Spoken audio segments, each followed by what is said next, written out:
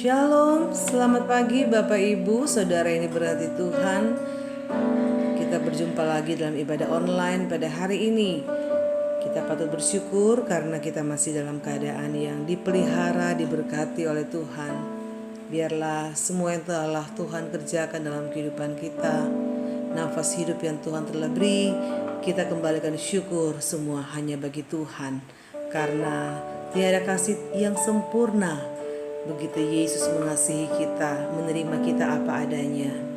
Sudah sepatutlah kita memuji, menyembah Allah yang berkuasa. Kita menyembah Dia Allah, Alfa dan Omega. Kita mau tinggikan Dia sebagai Tuhan dan Raja kita. Haleluya. Satukan hati kita untuk kita berdoa, membuka ibadah ini. Bapa di sorga, mengucap syukur kembali lagi kami saat ini ada lagi dalam hadirat-Mu. Kami bersyukur karena kasih setia Tuhan, pemeliharaan Tuhan selalu nyata dalam kehidupan kami. Terima kasih Tuhan untuk semua yang telah Tuhan beri dalam hidup kami, khususnya nafas hidup yang masih Engkau kerjakan dalam kehidupan kami. Terima kasih Bapa di sorga untuk kesempatan ini. Kami kembali akan memuliakan Tuhan. Biarlah Engkau pimpin ibadah kami, dan biarlah Roh Kudus ada di tengah-tengah kami dimanapun kami berada. Dan biarlah lawatan Tuhan akan kami nikmati, sehingga ibadah kami pada hari ini tidak sia-sia, tapi menjadi ibadah yang diberkati Tuhan. Ampuni dosa kesalahan kami, sucikan layakan kami Tuhan, ada di hadirat-Mu. Kami akan buka ibadah ini dalam nama Tuhan Yesus Kristus. Haleluya. Amin. Tiada yang seperti Engkau Tuhan. Kami memuji Engkau Allah, Alfa dan Omega. Kami tinggikan Engkau Tuhan dan Rajaku. Haleluya. Tiada yang seperti Engkau, oh Yesus, Kau mengatasi semua. Seluruh alam di tangan-Mu, dulu, sekarang, sampai selamanya.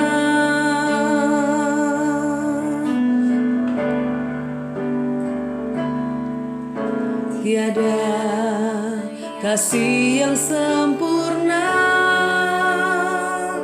oh Yesus, Kau mengasihiku. Tiada kasih yang seindah seperti kasih Yesus Tuhanku. Ku puji Kau, Allah yang berkuasa. Ku sembah Kau, Alfa dan Omega. Ku tinggikan Kau, Tuhan dan Rajaku. Ku puji.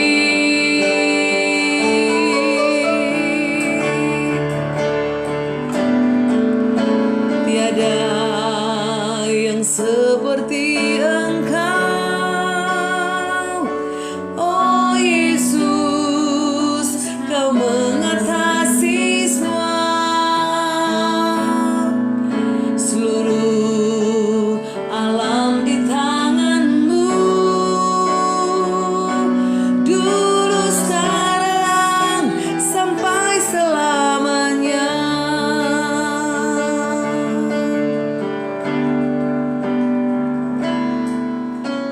Tiada kasih yang sempurna, oh Yesus, Kau mengasihiku. Tiada kasih yang seindah, tiada kasih yang seindah seperti kasih Yesus Tuhanku, seperti kasih Yesus Tuhanku. Ku puji Kau, Allah yang berkuasa. Ku sembah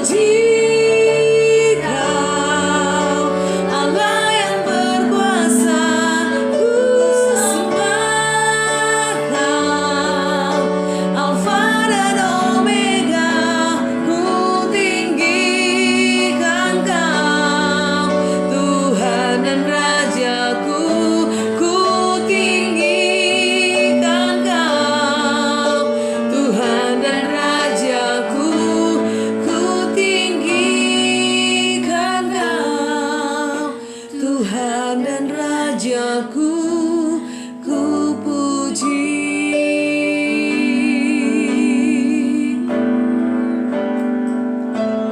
Ku puji. Segala pujian, hormat, kemuliaan hanya bagimu Tuhan. Haleluya, puji Tuhan. Mari sama-sama kita mau bersuka cita dalam Tuhan, karena tiada sobat yang seperti Tuhan. Kasih setia Tuhan yang selalu baru setiap hari kita nikmati. Dan kita puas karena memiliki Yesus yang setia. Haleluya, puji Tuhan.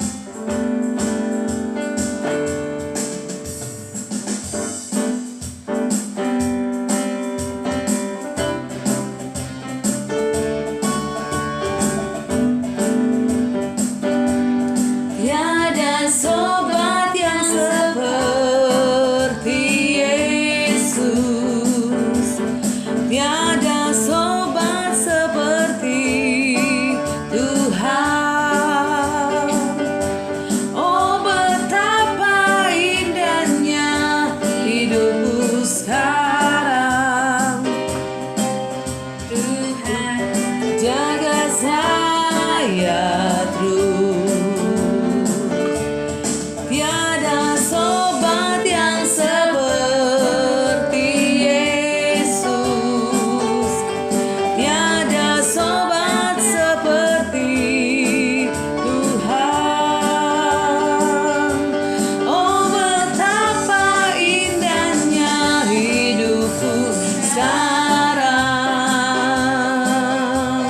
Tuhan jaga saya terus.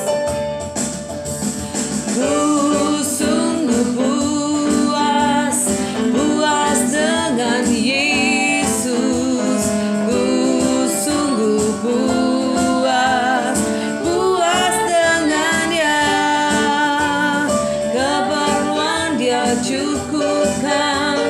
Puji Tuhan, ku puas, ku sungguh puas, puas dengan Dia. Ku sungguh puas, puas dengan Yesus. Ku sungguh puas, puas dengan Dia. Keperluan Dia cukupkan. Puji Tuhan, ku puas, ku sungguh puas, puas dengan Dia.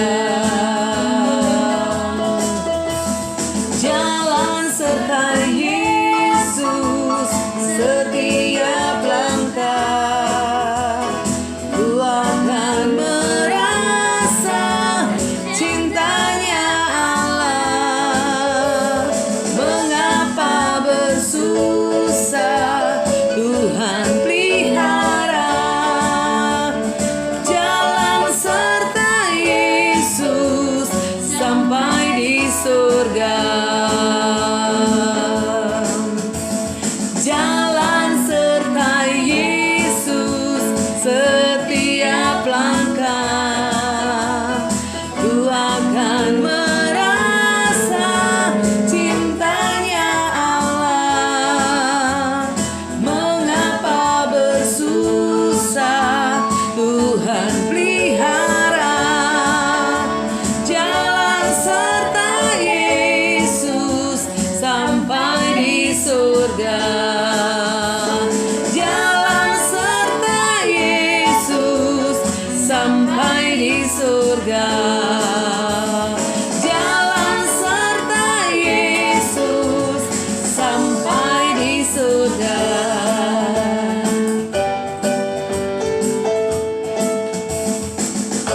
Haleluya, kiranya kesetiaan kita mau komitmenkan di hadapan Tuhan.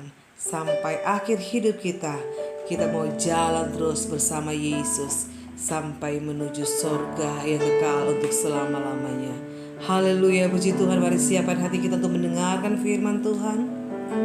Katakan, kau yang terindah di dalam hidup ini, tiada Allah Tuhan yang seperti Engkau, besar, perkasa, penuh kemuliaan.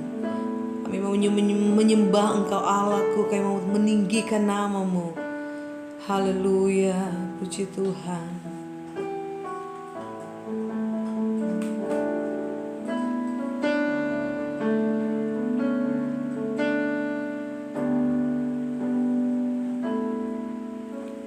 Kau yang terindah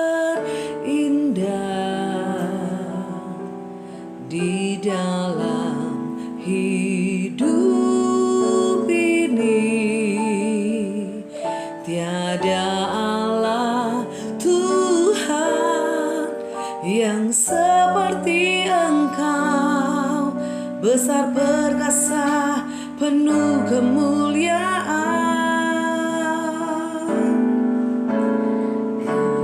Yang termanis di dalam hidup ini, ku cinta Kau lebih dari segalanya, besar kasih setiamu kepadaku. Ku sembah Kau, ya Agung. Ku tinggikan nama-Mu selalu. Tiada lidah tak mengaku, Engkaulah Yesus, Tuhan Rajaku. Sekali lagi dari awal katakan, Kau yang terindah, Kau yang terindah di dalam hidup ini. Hidup ini tiada Allah Tuhan yang seperti Engkau, besar perkasa penuh kemuliaan. Kau yang termanis, Kau yang termanis di dalam hidup ini. Ku cinta Kau lebih dari segalanya, besar kasih setiamu kepadaku. Ku sembah Kau, ya Allahku. Ku tinggikan nama-Mu selalu. Tiada lidah tak mengaku, Engkaulah Yesus, Tuhan Rajaku. Engkaulah Yesus, Tuhan Rajaku. Engkaulah Yesus, Tuhan Rajaku.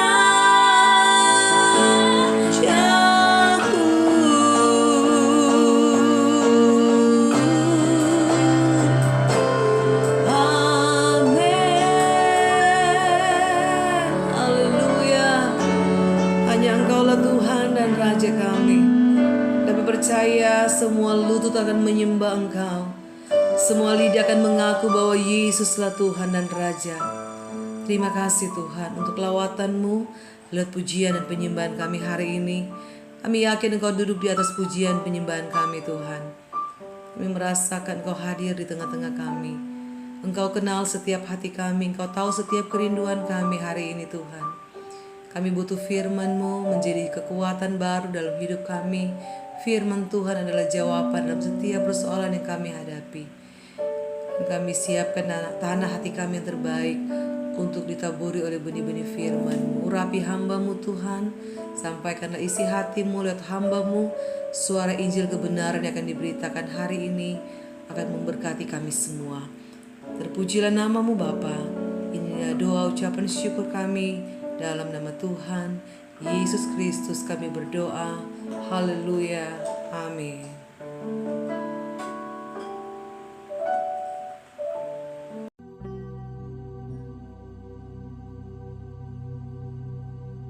Shalom Bapak Ibu Saudara yang dikasihi Tuhan Yesus Kristus. Selamat hari Minggu, selamat kita beribadah secara online bersama-sama di tempat kita masing-masing. Dan kita percaya hadirat Tuhan ada bersama dengan kita. Dia Immanuel menyertai kita dan selalu ada bersama dengan kita. Kita bersyukur kepada Tuhan karena Tuhan sangat baik. Tuhan selalu mengasihi dan menolong kita, menuntun dan memberkati kita dari hari ke hari. Tuhan turut campur tangan dalam segala hal untuk membawa kebaikan buat setiap kita. Kebenaran firman Tuhan pada saat ini akan saya sampaikan dengan tema tujuan dari penebusan. Tuhan menebus dan membebaskan kita melalui karya pengorbanannya di atas salib, bukan tanpa tujuan, bukan hanya suatu kebetulan atau suatu pengorbanan yang sia-sia saja tanpa arah. Tapi penebusan dan pengorbanannya itu mempunyai tujuan yang spesifik buat setiap kita. Kita akan baca nats Alkitab pada saat ini dari Imamat 19 ayat 17-19 bagian A. Tertulis demikian, "Janganlah engkau membenci saudaramu di dalam hatimu, tetapi engkau harus berterus terang menegur orang sesamamu, dan janganlah engkau mendatangkan dosa kepada dirimu karena dia. Janganlah engkau menuntut balas, dan janganlah menaruh dendam terhadap orang-orang sebangsamu, melainkan kasihilah sesamamu manusia seperti dirimu sendiri. Akulah Tuhan. Kamu harus berpegang kepada ketetapanku." Demikianlah pembacaan firman Tuhan. Biarlah kita semua yang membaca dan mendengar menjadi pelaku-pelaku firman Tuhan yang taat dan setia. Saudara yang dikasihi Tuhan, negara apa yang paling tertib menurut saudara? Dan mengapa negara itu bisa tertib, bisa aman? Berdasarkan data dari World Justice Project pada tahun 2023, negara yang paling tertib dan juga paling aman di dunia, nomor 1 adalah Denmark. Di Asia, negara yang paling tertib nomor 1 adalah Singapura. Mengapa negara-negara ini tertib? Karena mereka punya aturan hukum dan juga penegakan hukum yang kuat. Setiap warga, setiap orang yang tinggal di negara-negara ini sangat taat kepada aturan hukum. Dan itu sebabnya negara-negara ini menjadi tertib dan aman. Nah, negara apa yang paling tidak tertib atau paling tidak aman, paling kacau di dunia ini? Negara yang paling kacau menurut data adalah Somalia. Mengapa Somalia begitu kacau, tidak tertib dan tidak aman? Karena di sana tidak ada aturan hukum yang jelas dan semua orang cenderung melanggar aturan. Ada beberapa kelompok militan di sana, dan di sana persekusi terhadap orang percaya juga sangat tinggi.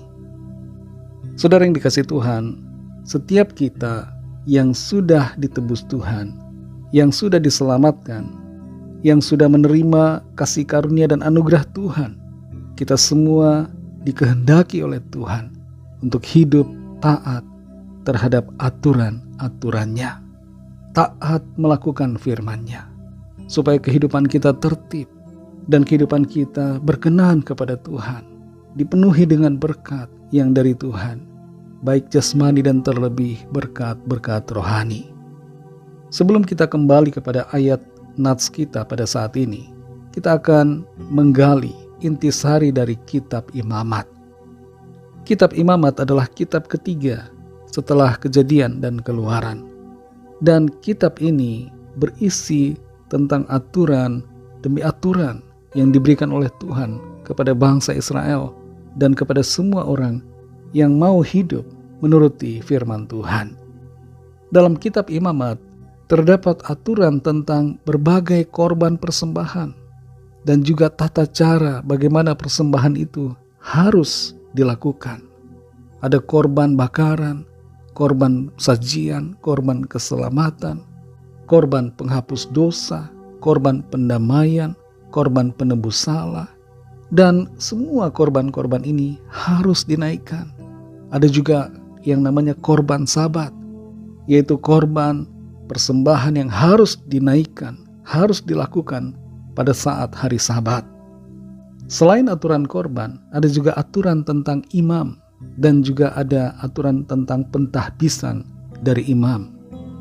Imam yang pertama adalah Imam Harun dan imam selanjutnya adalah keturunan dari Harun. Semua imam ini bertugas untuk melayani di bait suci. Di samping aturan tentang imam, ada juga aturan untuk hidup dalam kekudusan. Setiap orang dari bangsa Israel, setiap umat Tuhan harus hidup kudus, hidup benar sesuai dengan firman Tuhan. Dan Tuhan juga mengatur agar setiap orang yang sudah keluar dari Mesir itu hidup beribadah dengan taat kepada Tuhan. Kalau kita merenungkan apa yang terjadi, proses ketika bangsa Israel berada di Mesir, kemudian dibebaskan dari Mesir dan dibawa masuk ke padang gurun, kita dapat melihat suatu arahan dari Tuhan. Bagaimana bangsa yang sudah ditebus itu, setelah ditebus, setelah keluar dari Mesir, mereka harus hidup beribadah kepada Tuhan. Mereka harus hidup menuruti aturan-aturan dari Tuhan. Pembebasan dari Mesir bukan berarti bahwa mereka bisa hidup seenaknya. Tapi pembebasan dari perbudakan di Mesir berarti bahwa mereka harus rela untuk hidup menuruti aturan Tuhan. Tujuan dari aturan Tuhan itu adalah supaya bangsa Israel, supaya umat Tuhan itu termasuk saudara dan saya, supaya kita semua hidup dalam ketertiban, dalam kebenaran, dan dalam kekudusannya.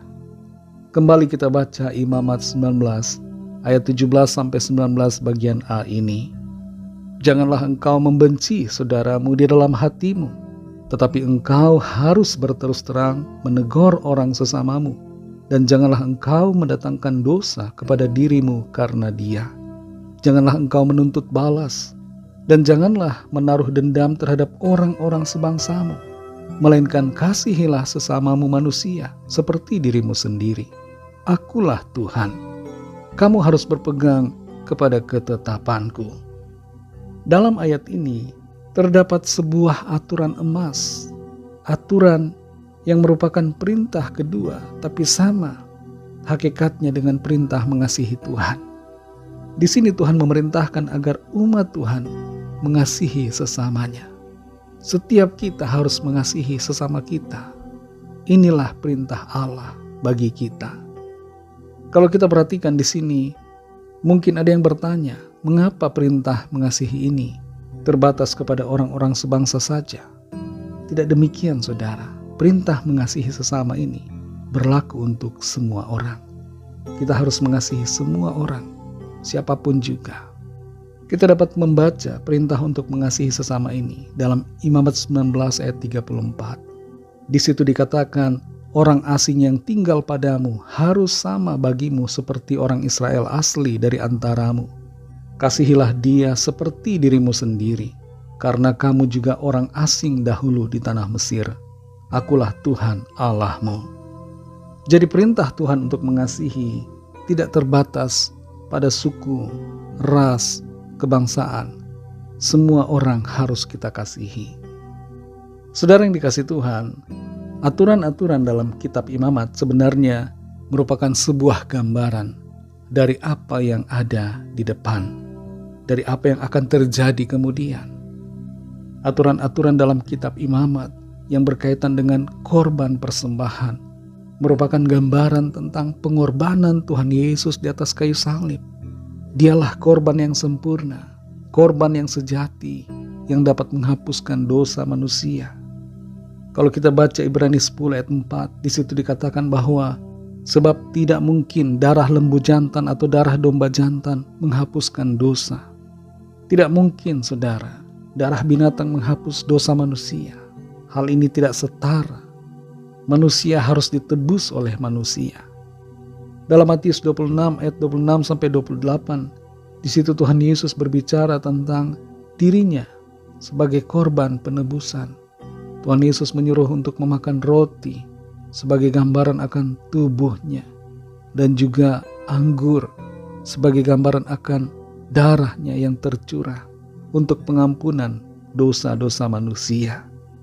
Aturan-aturan dalam kitab imamat yang berkaitan dengan profesi atau jabatan keimamatan, yaitu keimamatan Harun, sebenarnya menggambarkan tentang keimamatan Tuhan Yesus Kristus sebagai imam besar agung yang menjadi pengantara kita dengan Allah, yaitu dengan dirinya sendiri. Aturan-aturan dalam kitab imamat juga merupakan gambaran mengenai keselamatan yang sempurna di dalam kasih karunia, di dalam anugerah Allah yang Dia sediakan di dalam Tuhan Yesus Kristus. Kita semua tidak bisa selamat oleh karena perbuatan saleh kita, dan semua orang telah gagal melakukan hukum Taurat. Tidak ada yang bisa sempurna, saudara. Tidak ada yang dapat memenuhi tuntutan hukum Taurat.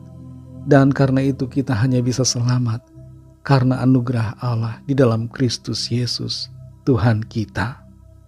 Aturan-aturan dalam kitab imamat juga berbicara tentang kehidupan yang harus kita jalani di dalam Kristus, yaitu kehidupan di dalam kasih dan kebenaran. Setelah bangsa Israel keluar dari Mesir, mereka diajar oleh Tuhan bagaimana caranya harus hidup dalam kasih dan kebenaran. Mereka harus hidup menuruti apa yang menjadi kehendak Tuhan. Nah, saudara yang dikasihi Tuhan, saudara dan saya, kita semua yang percaya, kita sudah ditebus dari dosa. Kita sudah ditebus dari cara hidup kita yang lama. Kita ditebus bukan oleh harta benda, emas atau perak, tapi kita ditebus dengan darah yang mahal, yaitu darah Tuhan Yesus Kristus. Dan oleh penebusannya itu kita diselamatkan.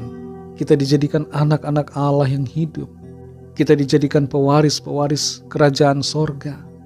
Saudara dan saya akan masuk ke sana, masuk ke dalam kebahagiaan di dalam sorga oleh karena penebusan di dalam Kristus.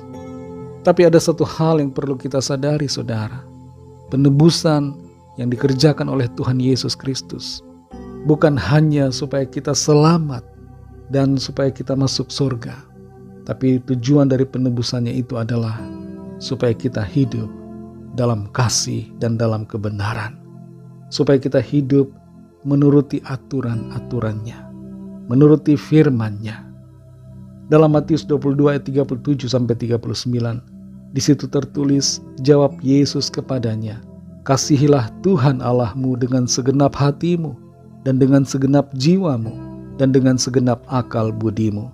Itulah hukum yang terutama dan yang pertama.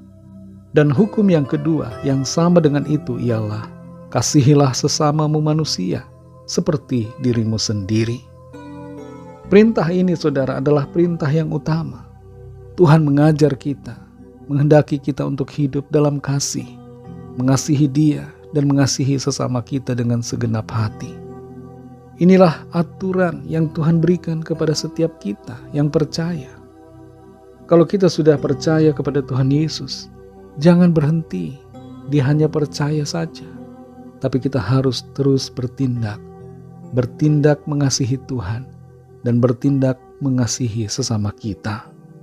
Inilah aturan yang Tuhan tetapkan untuk kita, yaitu supaya kita hidup dalam aturannya, hidup dalam kasih. Tujuan dari penebusan yang dikerjakan oleh Tuhan Yesus Kristus adalah untuk menyelamatkan kita dan juga sekaligus supaya kita hidup dalam kasih kepada Tuhan dan sesama. Perintah untuk mengasihi, baik mengasihi Tuhan dan juga mengasihi sesama, adalah perintah yang terikat satu sama lain. Tidak bisa kita hanya mengasihi sesama saja tanpa mengasihi Tuhan, dan tidak bisa kita mengasihi Tuhan saja tanpa mengasihi sesama. Kedua hal ini berjalan beriringan, berjalan dalam keselarasan. Dan aturan inilah, saudara, yang harus kita hidupi, harus kita taati setelah kita dikeluarkan dari maut dan dari kegelapan dosa.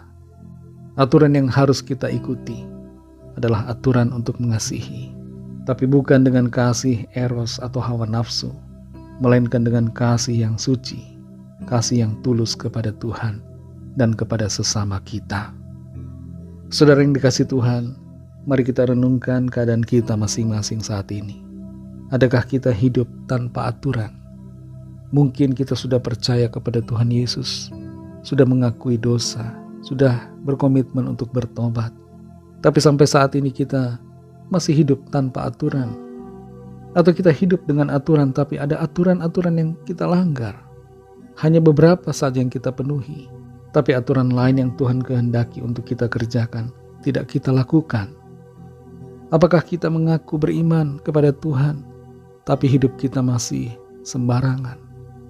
Adakah kita menganggap penebusan Kristus adalah kesempatan bagi kita untuk hidup dalam dosa? Seharusnya tidak, saudara. Kita semua yang sudah ditebus, kita harus hidup dalam kebenaran. Karena Tuhan sudah memindahkan kita dari kegelapan kepada terangnya yang ajaib. Dan Tuhan telah menjadikan kita ciptaan-ciptaan baru yang diperuntukkan untuk melakukan hal-hal yang baik. Saudara yang dikasihi Tuhan, pesan firman Tuhan buat kita semua adalah agar kita hidup dalam aturan Tuhan. Tujuan dari penebusan Kristus adalah supaya kita hidup dalam kehendak-Nya, hidup dalam firman-Nya, hidup dalam kasih dan kebenaran-Nya, supaya kehidupan kita penuh dengan ketertiban dan berkenan kepada Tuhan. Mari kita berdoa. Terima kasih Tuhan Yesus, kami mengucap syukur untuk firman-Mu yang sudah kami dengar pada saat ini. Memberikan kami pengertian bahwa penebusan yang Tuhan kerjakan bagi kami, penebusan yang Tuhan sudah lakukan atas kami, Tuhan sudah memindahkan kami dari kegelapan kepada terang yang hidup. Tuhan sudah mengangkat kami sebagai anak-anak-Mu. Tuhan sudah menebus kami dari kegelapan dosa, perbudakan iblis. Semuanya itu bertujuan untuk menyelamatkan dan sekaligus supaya kami hidup dalam kasih dan dalam kebenaran. Tolong kami supaya kami mengerti maksud-Mu Tuhan dan sungguh-sungguh menghidupi firman-Mu, hidup dalam kebenaran-Mu, hidup dalam kasih kepada-Mu Tuhan dan kasih kepada sesama kami. Biarlah kuasa firman-Mu terus mengubahkan kami Bapa, sehingga kami menjadi semakin sempurna seperti kehendak-Mu. Saat ini kami berdoa, mohon lawatan Tuhan atas setiap kami yang sedang ada pergumulan, sedang ada masalah, sedang ada persoalan, agar Tuhan menjamah, memberikan kesembuhan kepada yang sakit, menguatkan yang lemah, melepaskan yang terikat terbelenggu dosa dan kuasa kegelapan, dan memberikan jalan keluar yang ajaib bagi setiap kami yang sedang dalam kesukaran. Pimpin kami dan berkati kami Tuhan di sepanjang hari-hari ke depan, dalam sepanjang pekan ini, supaya apa yang kami lakukan dalam tugas-tugas kami, pekerjaan kami, studi kami, dan segala aktivitas kami, biarlah semuanya itu menyenangkan hati Tuhan. Tuhan membuat berhasil, dan Tuhan menjadikan kami saluran berkat bagi orang-orang di sekitar kami. Kami menyerahkan semua rencana kami ke dalam tangan kasih-Mu. Biarlah tangan-Mu Tuhan menuntun kami dan terus membawa kami dalam kemenangan-Mu. Terima kasih Bapa. Dalam nama-Mu yang kudus, nama Tuhan Yesus Kristus, kami sudah berdoa dan mengucap syukur. Haleluya. Mari sama-sama kita berdoa, doa Bapa kami. Bapa kami yang di sorga, dikuduskanlah nama-Mu, datanglah kerajaan-Mu, jadilah kehendak-Mu di bumi seperti di sorga. Berikanlah kami pada hari ini makanan kami yang secukupnya. Dan ampunilah kami akan kesalahan kami, seperti kami juga mengampuni orang yang bersalah kepada kami. Dan janganlah membawa kami ke dalam pencobaan, tetapi lepaskanlah kami daripada yang jahat, karena Engkaulah yang punya kerajaan dan kuasa dan kemuliaan sampai selama-lamanya. Amin. Mari angkat tangan saudara dan terimalah berkat Tuhan. Tuhan memberkati engkau dan melindungi engkau. Tuhan menyinari engkau dengan wajah-Nya dan memberikan kasih karunia. Tuhan menghadapkan wajah-Nya kepadamu dan memberikan damai sejahtera. Berkat anugerah dari Bapa Surgawi, kasih karunia dari Tuhan Yesus Kristus, dalam persekutuan dengan Roh Kudus, menyertai kita semua sekarang ini dan sampai Maranatha Tuhan Yesus datang kembali, dan bahkan sampai selama-lamanya. Dalam berkat nama Tuhan Yesus Kristus, haleluya, amin.